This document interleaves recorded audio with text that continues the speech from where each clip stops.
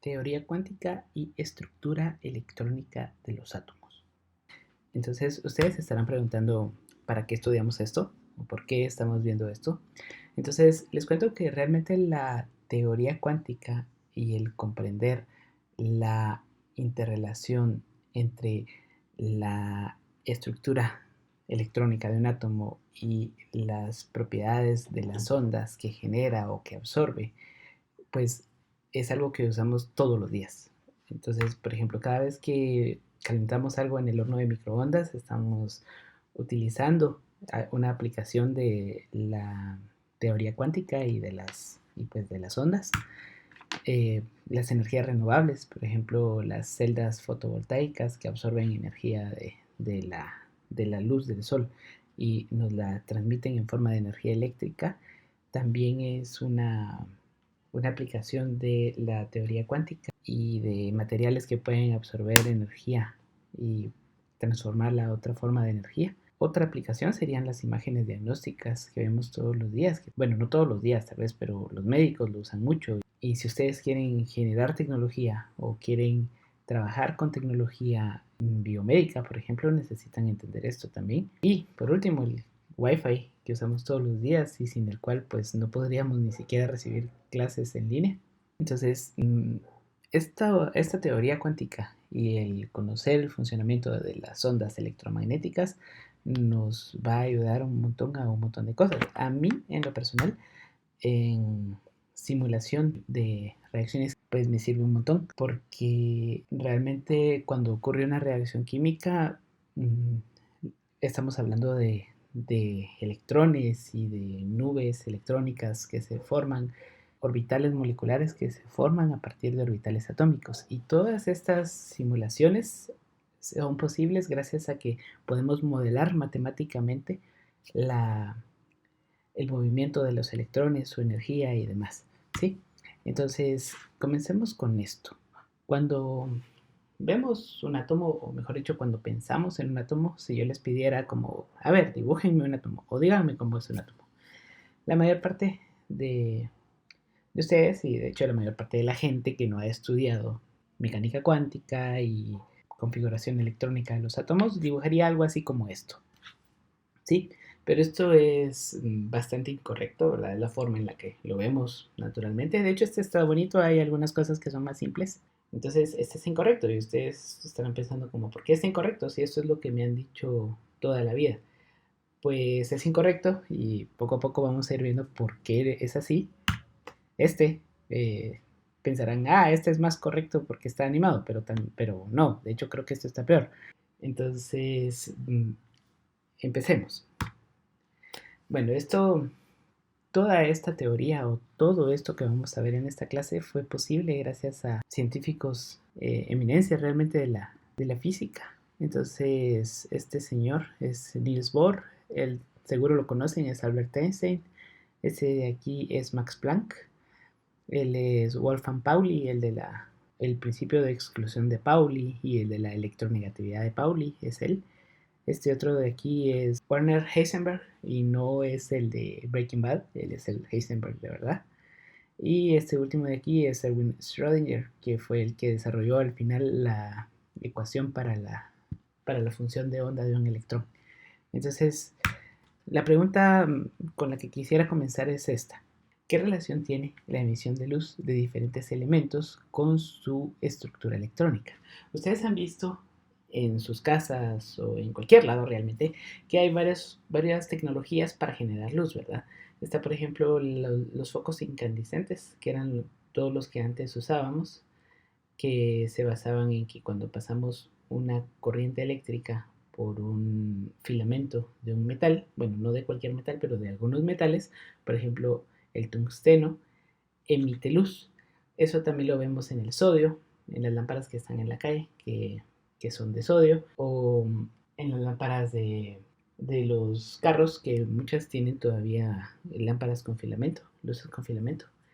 Entonces, este es un elemento o un tipo de elemento que produce luz. Y otra tecnología sería la neón. En este caso es un tubo de vidrio que está relleno de un gas, que puede ser neón, puede ser xenón, puede ser argón, y cuando pasa una corriente eléctrica a través de ese tubo o de ese gas, entonces ese gas empieza a emitir luz en forma de fotones. Pero antes de comenzar a ver esta diapositiva, hay que entender un poco cómo percibimos nosotros la luz, los colores y pues cómo se relaciona esto con las ondas. Entonces, la definición de una onda es una alteración vibracional en un campo que transmite energía, como así. Veamos. Entonces, imaginemos un campo. Esto es como una simulación. Este es un chorro. Y esto de aquí, pues, podría ser una, una piscina o una pila o cualquier recipiente que contenga agua.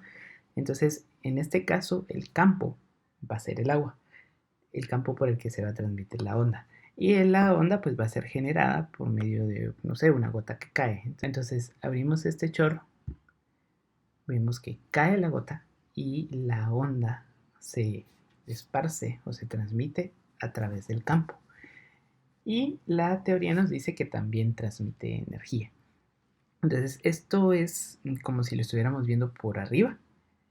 Vemos que la gota cae y se expande. Y si lo vemos de lado, si nos paráramos, digamos, a nivel del agua y la viéramos de forma horizontal, se vería más o menos así. ¿Sí? Les dejo esto aquí, luego volveremos a esto. Otra forma de onda que también se esparce pues son las ondas de sonido que percibimos por medio del oído. Y en este caso, el campo por el que se expande es el aire. Entonces, el sonido es una onda que se transmite por medio del aire. En este caso, perdón, el campo es el aire. Y la otra que les quería mostrar es la luz. Entonces la luz es también una alteración vibracional, solo que en este caso el campo por el que se transmite no es ni el aire ni el agua, sino que es un campo eléctrico y magnético. Entonces también son ondas que se transmiten por medio de esos campos. Son campos que nosotros no nos son tan familiares, pero que sí existen en la realidad. Entonces, esas son las definiciones. Ahora bien, las ondas tienen ciertas propiedades. La frecuencia, la amplitud y la longitud de una onda. Cuando nosotros pensamos en la amplitud, cuando queremos definir la amplitud de la onda, volvamos a esta animación del agua. Ustedes se dan cuenta de que las ondas tienen una cierta altura. Entonces, a menor amplitud, la altura de las ondas se hace más baja o se reduce, y a mayor amplitud la altura de las ondas pues es más grande. Veamos la simulación ahora con la luz, solo que en este caso voy a tener que abrir el gráfico. Estas son ondas de una amplitud moderada, digamos, aquí lo puedo subir para hacer la amplitud más grande y van a ver que la distancia entre el valle y el pico de la onda es más grande conforme aumenta la amplitud. Si yo reduzco la amplitud, pues esa distancia se va haciendo bastante menor. Ese pues es una de las propiedades de las ondas, que es la amplitud. La otra propiedad que quiero mostrarles es la frecuencia. ¿Sí? La frecuencia es cuántas veces pasa un punto de una onda, por ejemplo, si estuviéramos considerando el pico de la onda, cuántas veces pasa ese pico por una posición en determinado periodo de tiempo. ¿Sí? Entonces, mientras aquí puedo modificar la frecuencia, entonces mientras menor frecuencia,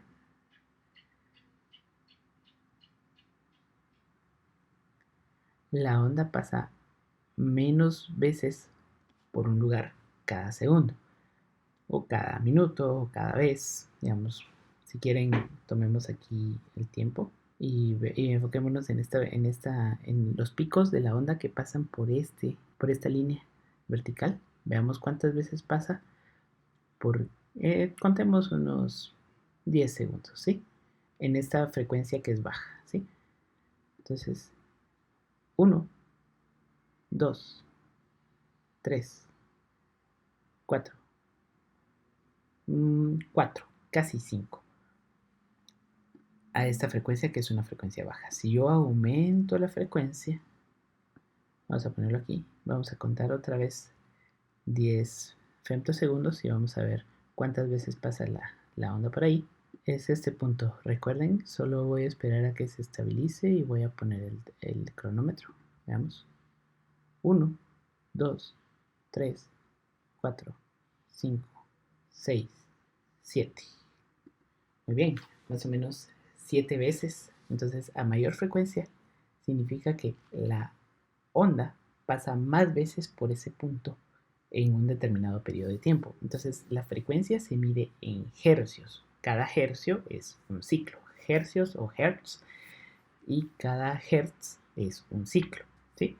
Entonces, serían ciclos por segundo en el caso de la luz. Esto se mide en ciclos por segundo y está relacionada inversamente con la longitud de la onda. Veamos, para ver la longitud de la onda voy a usar otra herramienta que es este metro de medición. Entonces, aquí puedo ir moviendo para ver la longitud de la onda. De paso también podría como medir la amplitud. Si lo midiera así, estaría midiendo la amplitud. Y si lo mido así, estoy midiendo la longitud.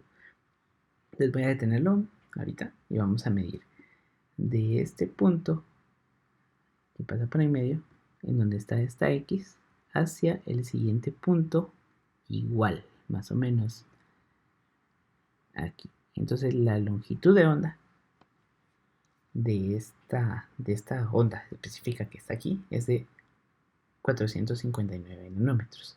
Si yo reduzco la frecuencia y vuelvo a medir la longitud de onda, voy a ponerlo otra vez aquí, más o menos que cubra la onda, nos damos cuenta de que la onda se hace más larga. La longitud de onda ahora es de 644 nanómetros. Eso quiere decir que la frecuencia y la longitud de onda son inversamente proporcionales. A mayor frecuencia, la longitud de onda se hace menor. Y a menor frecuencia, la longitud de onda se hace mayor. Muy bien. Ahora, tenemos que entender una última cosa. No tenemos que confundir ni la frecuencia ni la longitud de onda con la velocidad. La velocidad es constante, ¿sí? En especial en el caso de la luz y en el caso del sonido. Nosotros sabemos que la velocidad de la luz pues está medida y es de 300.000 kilómetros por segundo, es muy rápida. A esa velocidad es a la velocidad a la que se desplaza la onda. Y es igual, es constante, no importa ni la longitud ni la frecuencia, ¿sí? De hecho, gracias al hecho de que es constante es que podemos nosotros hacer esa relación. Ahorita vamos a ver cuál es la fórmula que relaciona esas dos cosas. Vamos a resolver un par de preguntas, ¿sí? Entonces, aquí tenemos 3 ondas dibujadas. Entonces, primera pregunta, ¿cuál tendría la frecuencia más alta? Muy bien, la frecuencia más alta la tiene porque si nos damos cuenta hay más ondas en un periodo de tiempo. Eso significa que la frecuencia es mayor, ¿sí? Siguiente pregunta. ¿Quién tiene la longitud de onda más larga? Muy bien, aquí es la C, debido a que si medimos desde este punto que va hacia abajo hasta este punto que va de nuevo hacia abajo, ¿verdad? Un valle, un pico, y luego tomamos la siguiente, desde este punto hasta este punto, y luego esta, desde este punto hasta este punto, que es cuando pues por comparación nos damos cuenta de que la más larga o la que tiene mayor longitud de onda es esta, ¿verdad? La C. También podríamos pensar en que eh, son inversamente proporcionales a la frecuencia. Por lo tanto, la que tenga menor frecuencia, o sea, la que tenga menos ondas por una unidad de tiempo, pues va a ser la que tenga una longitud de onda más larga. Y por último, ¿cuál tiene una mayor amplitud? Esta es bastante fácil porque sabemos que la amplitud es la distancia entre el pico y el valle. Entonces es evidente que la más alta, o bien la que tenga mayor amplitud, es la A. Bueno, ahora sí vamos a pasar a la parte matemática del asunto. Tenemos la velocidad, tenemos la longitud de onda y tenemos la frecuencia. Entonces les estaba diciendo, la velocidad es constante. Cuando se trata de ondas electromagnéticas puede variar un poco dependiendo del medio en el que se mueva la onda. Digamos, es un poquito más rápida en el agua, un poquito más lenta en el aire y en el vacío. Pero esos cálculos, o mejor dicho, esos cambios son mínimos y en la mayoría de los cálculos pues no afectan y son despreciables. O sea, los cambios de velocidad dependiendo del medio son tan pequeños que no afectan. Entonces podemos decir que la velocidad es constante a 300.000 kilómetros por segundo, o bien 3.00 por 10 a la 8 metros sobre segundo. La longitud, que se expresa en metros por ciclo o metros por onda, y la velocidad, o mejor dicho, y la frecuencia, que se expresa en ciclos por segundo. A esto también se le llama hertz. Y aquí pues se cancelaría ciclos con ciclos y entonces la velocidad me queda expresada en metros sobre segundo. Bueno, vamos a resolver este ejemplo que dice: la longitud de onda de la luz verde de un semáforo es de alrededor de 522 nanómetros. ¿Cuál es la frecuencia de esta radiación? Entonces, para encontrar la frecuencia vamos a usar la fórmula que nos dice que la velocidad, o sea c, como es constante, es igual a la longitud de onda por la frecuencia. Entonces aquí vamos a despejar para frecuencia. Entonces es igual a la velocidad dividido dentro de la longitud de onda. Y como la velocidad es la velocidad de la luz, vamos a escribirlo acá.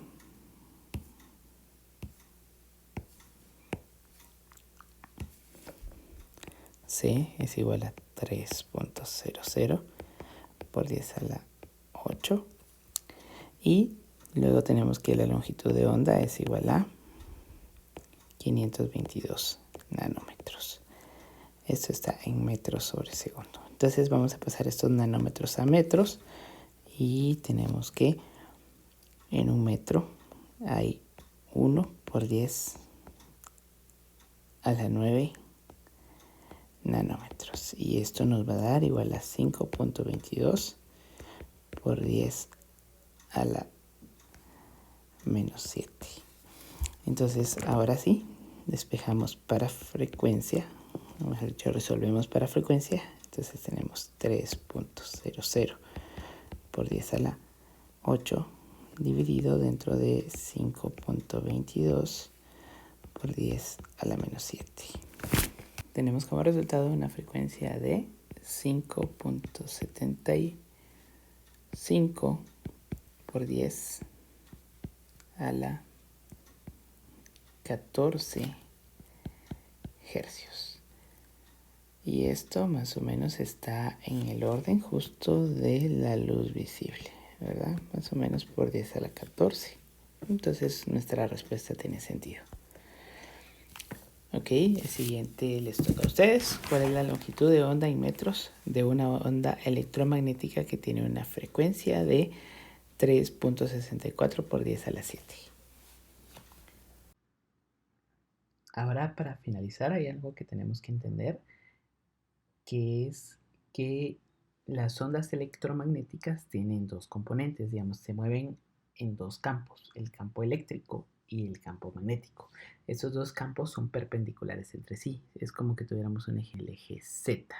Y aquí tenemos una animación del otro lado, en donde vemos más o menos de una forma más animada, pues cómo se mueve no en medio, sino a través de los dos campos, tanto campo eléctrico como campo magnético. Por eso es que se les llama ondas electromagnéticas. De que muchas de las formas de radiación o de ondas que conocemos y que usamos normalmente realmente son el mismo tipo de energía, es decir, ondas electromagnéticas, que son las que estamos estudiando. Lo único que cambia entre esos tipos de energía es la frecuencia y por lo tanto la longitud de onda, ¿verdad? Entonces veamos esta diapositiva. Por ejemplo, empezamos por aquí. El radio o las ondas de radio son ondas que tienen una longitud de onda bastante alta, en el orden de 10 a la 13, ese es un número grande, y su frecuencia es por ende pues relativamente baja si lo comparamos con el resto de la escala que tenemos aquí, porque está más o menos en 10 a la 5. En cambio, las señales de televisión o las ondas que transmiten televisión por medio del aire tienen una longitud de onda ya un poco más pequeña y por tanto una frecuencia un poco mayor. Conforme vamos aumentando la frecuencia, llegamos al microondas, por ejemplo, que sabemos que es una radiación que ya puede calentar cosas cuando usamos el horno microondas. Luego el infrarrojo y un poquito más arriba, justo de hecho se llama infrarrojo porque su frecuencia está por debajo del color rojo, justamente pues llegamos a la luz visible. Entonces del espectro de luz visible sus longitudes de onda están en el orden de los 700 a los 400.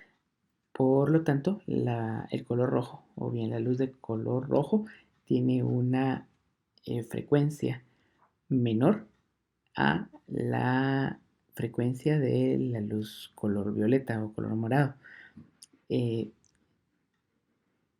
Entonces, porque acuérdense de que la frecuencia es inversamente proporcional a la longitud. Entonces aquí la longitud es de 700 y aquí es de 400. Por lo tanto aquí en 700 la frecuencia va a ser un poco más baja. Luego, después del violeta, digamos a longitudes de onda menores del violeta y frecuencias mayores, tenemos la luz justamente que se llama ultravioleta. Esa luz tiene una frecuencia más alta y una longitud de onda menor. Y ya posteriormente pues están los rayos X que son también un tipo de radiación que tiene aún más frecuencia. Y después de eso ya están los rayos gamma o rayos cósmicos. Muy bien, ahora estábamos hablando al principio de la emisión de luz de algunos elementos cuando reciben ya sea carga eléctrica o corriente eléctrica o bien cuando se calientan. Entonces, estos colores que percibimos y que los percibimos porque están emitiendo radiación están definidos por la longitud de onda a la que emiten. Por ejemplo, aquí tenemos el litio, si se dan cuenta, tenemos unas bandas de color naranja. Este es un naranja un poco más oscuro y es más tirando a rojo, y este es un naranja más amarillo. El sodio, por ejemplo, es bien amarillo y así. Cada elemento tiene una longitud de onda. Esto se puede evidenciar en algunos experimentos que se hacen a nivel de laboratorio con un mechero y soluciones de los metales. O también, como les comenté al principio, lo podemos ver evidenciado en las lámparas que usamos para alumbrar, ¿verdad? Hay lámparas de helio que emiten una longitud, o mejor dicho, un color que es distinto al color de una lámpara de sodio. Entonces ahora ya sabemos por qué es. Los colores que emiten los elementos de los que están hechas las lámparas son diferentes debido a que emiten en diferentes longitudes de onda. Ahora bien, los científicos todavía no sabían por qué es que ciertos elementos solo pueden emitir luz en ciertas longitudes de onda. por qué no es continuo, digamos, por qué el litio no emite en todas las longitudes de onda, porque el sodio no emite. Se estaban preguntando eso cuando un científico quien resolvió el problema se llamaba Max Planck. Él fue el que pensó que los electrones o que los átomos no pueden estar en cualquier lado, digamos, no pueden estar en cualquier nivel energético o bien no pueden absorber o emitir energía en cualquier longitud de onda, sino que su movimiento estaba definido o estaba limitado a ciertos niveles. Y a esos niveles de energía, o sea, que eso quiere decir el electrón podía estar en un escalón o en otro, no podía estar a medio escalón. A esos niveles energéticos Planck le llamó cuantos. Entonces, si se dan cuenta, aquí cada nivel energético se corresponde con una línea o con una banda en el espectro de emisión. Por supuesto que eso no lo vemos tan claro a menos que pasemos el haz de luz por un prisma y el prisma descompone esas emisiones de luz. Entonces, de ahí surgió la teoría cuántica de Planck. De hecho, gracias a esto o al nombre cuanto que Planck le puso a esa cantidad de energía mínima absorbible, es que se le conoce a esta ciencia como mecánica. Entonces, otra cosa, otro problema que se enfrentaban los científicos en ese tiempo era que habían observado un efecto que se llamaba el efecto fotoeléctrico, que era que cuando iluminaban un metal, una superficie metálica, esa placa de metal emitía electrones o liberaba electrones, pero se dieron cuenta de que realmente la cantidad de electrones liberados sí dependía de la intensidad de la luz. Pero habían ciertas luces, habían ciertas luces que no emitían, que no lograban expeler ningún electrón de una superficie metálica. Entonces se dieron cuenta de que conforme iban elevando la frecuencia, llegaban a un punto en donde ya empezaban a salir electrones o la superficie metálica empezaba a despedir. Entonces se dieron cuenta de que había una frecuencia umbral en donde los electrones empezaban a salir despedidos del metal. Que realmente el hecho de que salieran o no salieran electrones no dependía de la cantidad de luz o de la intensidad de la luz, sino que de la frecuencia de la misma. Y había una frecuencia. Cuando llegaban a esa frecuencia umbral, empezaban a salir los electrones. Antes de llegar a esa frecuencia umbral, no salía ningún electrón. Entonces, esa era otra pregunta que tenían. ¿Por qué si le ponemos más luz, más cantidad de luz, no sale ningún electrón hasta que empezamos a cambiar la frecuencia a la que estamos iluminando esa placa de metal? Entonces, de esto también lo explicó Planck.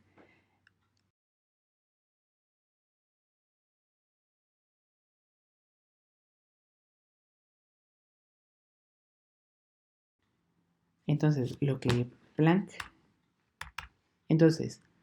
que Planck dijo para explicar ese fenómeno del efecto fotoeléctrico es que la energía de una onda electromagnética no está definida por la cantidad de fotones, sino que está definida por su frecuencia. A mayor frecuencia, mayor energía. Y entonces desarrolló esta fórmula, en donde se ve que E es la energía, es igual a H, que es la constante de Planck, un número muy chiquito, que es la constante de Planck, y la frecuencia. Entonces, por lo tanto, la energía era directamente proporcional a la frecuencia, y como la frecuencia también se podía expresar como la velocidad dividido dentro de la longitud de onda, entonces nos damos cuenta de que también al ser h la constante de Planck y c la velocidad de la luz, por lo tanto son constantes, entonces la energía aquí es inversamente proporcional a la longitud de onda. Resumen, a mayor longitud de onda, menor frecuencia, a mayor frecuencia, mayor energía, porque la longitud... Ok, aquí nos dicen que calcule la energía en joules de un fotón con una longitud de onda de 5 por 10 a la 4 nanómetros en la región infrarroja, y luego de otro fotón que tiene una longitud de onda de 5 por 10 a la 2 nanómetros, a la menos 2, perdón, nanómetros. Entonces aquí la energía, vamos a usar la segunda fórmula, la que nos dice que es igual a H por C dividido dentro de la longitud de onda. Y luego, como H es constante, por cierto, eso no se los dije, el valor de la constante de Planck es 6.63 por 10 a la menos 34 joules segundo. Ese es H. Y entonces ahora lo vamos a multiplicar por C, que es la velocidad de la luz, o sea, 3.00 por 10 a la 8. Y lo vamos a dividir dentro de la longitud de onda, que es 5.00 por 10 a la 4 nanómetros. O sea que hay que pasarlo a metros primero. Lo siento, vamos a hacer esto aquí. Por un metro tiene 1 por 10 a la 9 nanómetros. 0.00005. Y eso nos va a dar igual a 3.98. Estos son metros por segundo. Y estos de aquí son metros. Entonces, metros con metros, segundo con segundo. Y estos son, por cierto, por 10 a la menos 21. Estos son joules. El segundo ejercicio me dice que ahora lo calcule con una longitud, para una longitud de onda de 5 por 10 a la menos 2. Entonces, igual, voy a usar esta misma fórmula. Constante de Planck, 6.63 por 10 a la menos 34 joules por segundo, por 3.00 por 10 a la 8, dividido dentro de esto en metros, que me da 0.05 metros, y estos son metros por segundo, 3.98 por 10 a la menos 24 joules. Y ahora les toca a ustedes. La energía de un fotón es de 5 por 10 a la menos 20 joules. ¿Cuál es su longitud de onda en nanómetros?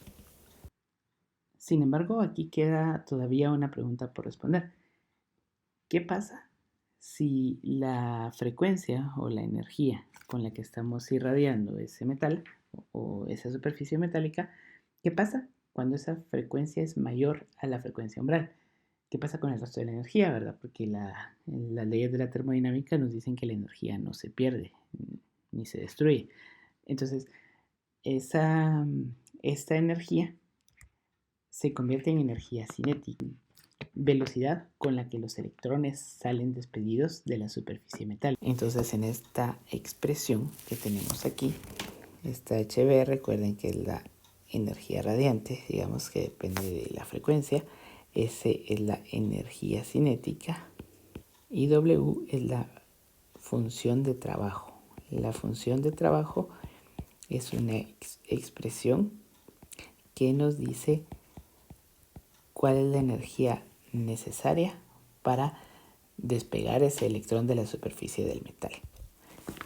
Entonces tenemos este ejercicio que dice que la función de trabajo del metal cesio es de 3.42 por 10 a la menos 19. Calcule cuál es la frecuencia mínima de luz requerida para liberar electrones del metal. Entonces, en la frecuencia mínima es cuando la energía cinética con la que sale es 0. O sea, le estamos administrando la cantidad de energía suficiente solo para igualar la función de trabajo y por lo tanto desprender el electrón de la superficie del metal. Entonces, aquí la resolvemos fácilmente porque decimos que entonces H, que es la constante de Planck, 6.63 por 10 a la menos 34, por la frecuencia, que no, es la que no lo conocemos, pongámosle V, es igual básicamente a la W, que es la función de trabajo, 3.42 por 10 a la menos 19. Entonces, para despejar aquí frecuencias, solamente pasamos a dividir la constante de Planck. Esto es en joules y esto está en joules por segundo. Por lo tanto, la frecuencia va a ser 5.16 por 10 a la menos 14.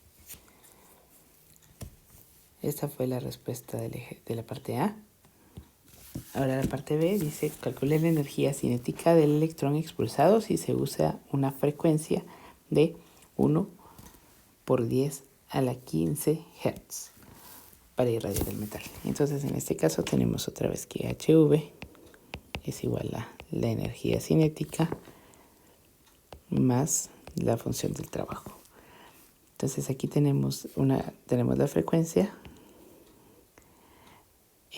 ya sabemos la función de trabajo y nos están preguntando la energía cinética. Y H ya la tenemos porque es la constante de Planck. Entonces esta la resolvemos diciendo que H, es decir, 6.63 por 10 a la menos 34 por la frecuencia, que es 1.00 por 10 a la 15 menos la función de trabajo, o sea 3.42 por 10 a la menos 19 es igual a la energía cinética, ¿verdad? Entonces la energía cinética va a ser 3.21 por 10 a la menos 19 joules. Y por último, esta es tarea. Les va a quedar pendiente para subir. Y yo esperaría abrir el espacio para que la suban hoy mismo. Con eso terminamos. Espero que les haya servido. Recuerden que pueden ver este video varias veces y que cualquier pregunta que tengan pueden escribir.